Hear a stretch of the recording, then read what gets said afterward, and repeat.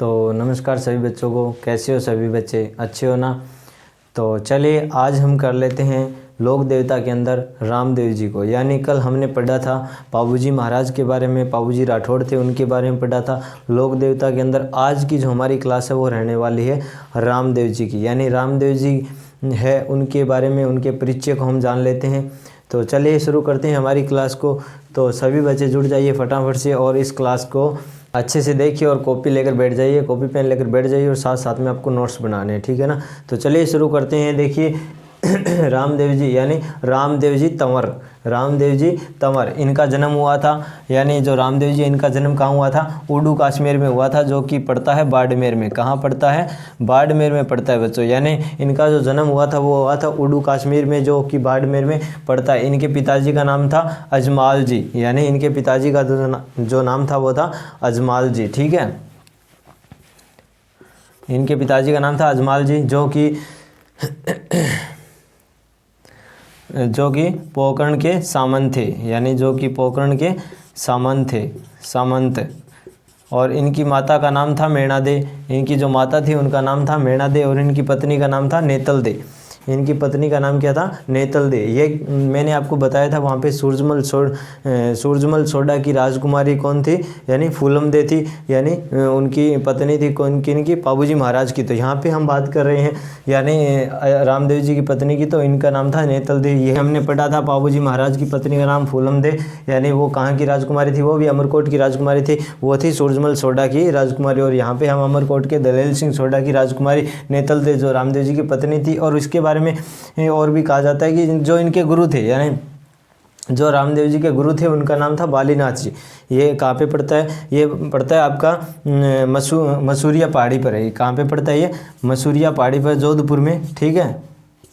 ये पड़ता है आपका मसूरिया पहाड़ी जोधपुर के अंदर, ठीक है, याद रख लेना। ये पड़ता है आपका मसूरिया पहाड़ी जोधपुर के अंदर, ठीक है। उसके बाद में देखिए इनकी अगर हम बात करें मंदिर की, तो रामदेव जी का मंदिर है वो यानी रुणीचा या रामदेवरा में है। यानी इसी को रामदेवरा कहते हैं, इसी को रुणीचा कहते हैं, ठीक है। और इनके घोड़े को क्या कहते हैं? रामदेव जी के घोड़े को कहते हैं लीलो।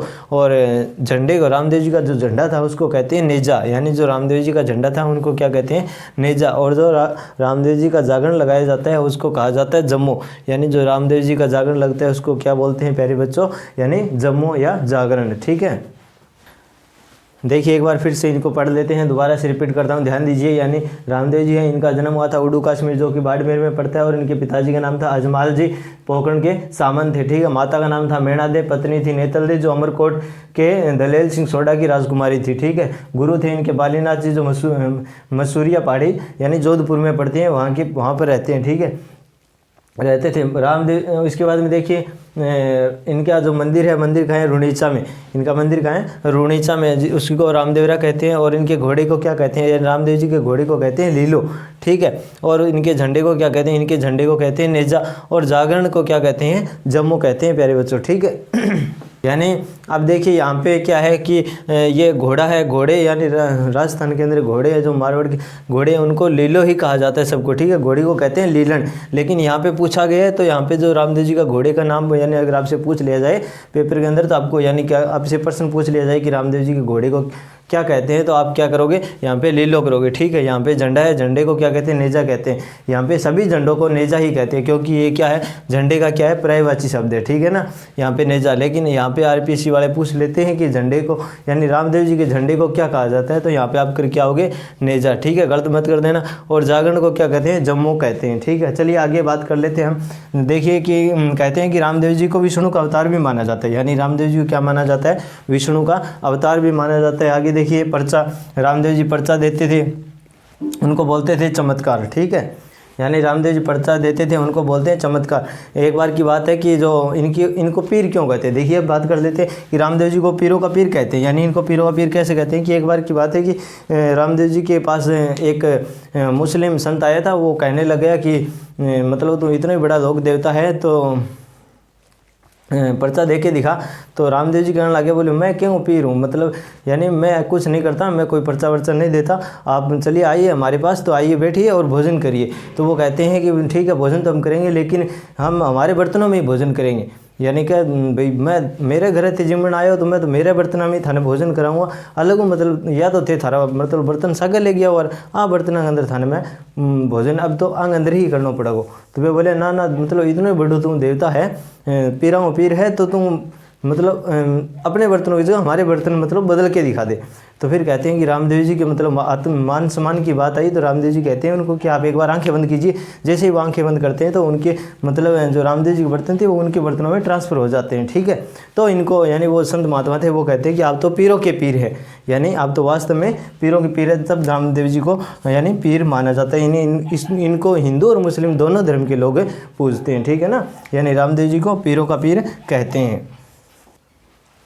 तो चलिए आगे बात कर लेते हैं। एक बार आप इतना लिख लीजिए, आगे फिर मैं आपको करवा देता हूँ। इनका थोड़ा और है। मेला लगता है यानी जो इन्होंने समाधि ली थी वो कब ली थी, यानी रामदेव जी ने भाद्रपद शुक्ल एकादशी को रुणिचा में समाधि ली थी।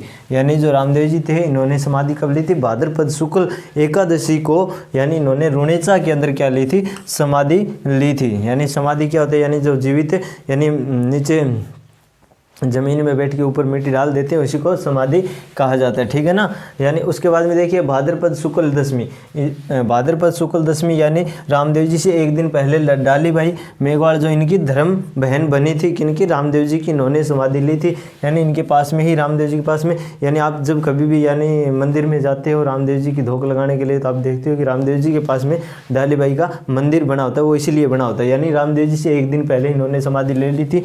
यानी ये थी रामदेव जी की धर्म बहन, यानी मेघवाल समाज से थी ये। ठीक है ना, उसके बाद में इनको यानी सांप्रदायिक सौहार्द भी, उसके बाद में छुआछूत मिटाने का प्रयास, यानी जो रामदेव जी से छुआछूत मिटाने का प्रयास भी किया था।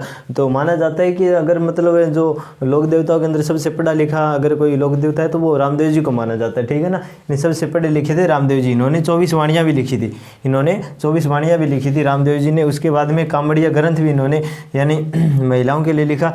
यानी इसमें महिलाएँ कामड़िया महिलाएँ जो होती है वो नृत्य भी करती हैं, और नृत्य कौन करती है, 13 ताली। ये मैं आपको आगे जो क्लास आएगी उसमें मैं दिखाऊंगा कैसे किस प्रकार से 13 ताली नृत्य किया जाता है। उसके बाद में देखिए रुणिचा जो इनका जो मंदिर बना हुआ है वो रुणिचा रामदेव यानी वहाँ पे एक बावड़ी है, पर्चा बावड़ी रुणिचा के अंदर है, बावड़ी बनी हुई है। यानी वहाँ पे ये पर्चे दिया करते, बहुत सारे पर्चे देते थे। ठीक है, उसके बाद में देखिए पोखरण जैसलमेर में पड़ता है ना, वहाँ पे भी इनका मंदिर है। उसके बाद में देखिए छोटा रामदेवरा, ये कहाँ पड़ता है, ये गुजरात में पड़ता है। यानी इनका एक मंदिर है छोटा रामदेवरा, वो पड़ता है गुजरात के अंदर। उसके बाद में देखिए हल्दीना, ये आपका पड़ता है अलवर के अंदर। ठीक है, तो ये था आज का जो हमारा टॉपिक रामदेव जी। कल मैं आपके लिए लेके आऊँगा गोगा जी के बारे में। ठीक है, कल की जो हमारी लोक देवता की क्लास होने वाली है वो होने वाली है गोगा जी के बारे में। ये हमारी आज छोटी सी क्लास थी रामदेव जी लोक देवता के बारे में। इसमें इंपॉर्टेंट चीज़ें मैंने आपको लिखा दी जो इनसे ही क्वेश्चन पूछे जाएंगे। ठीक है, इसमें ज़्यादा कुछ नहीं है, शॉर्ट में आप अच्छे से नोट्स बना लेना, आपके इसी में से क्वेश्चन आएंगे। आप किसी भी कंपटीशन एग्जाम की तैयारी करते हो कल्चर के अंदर,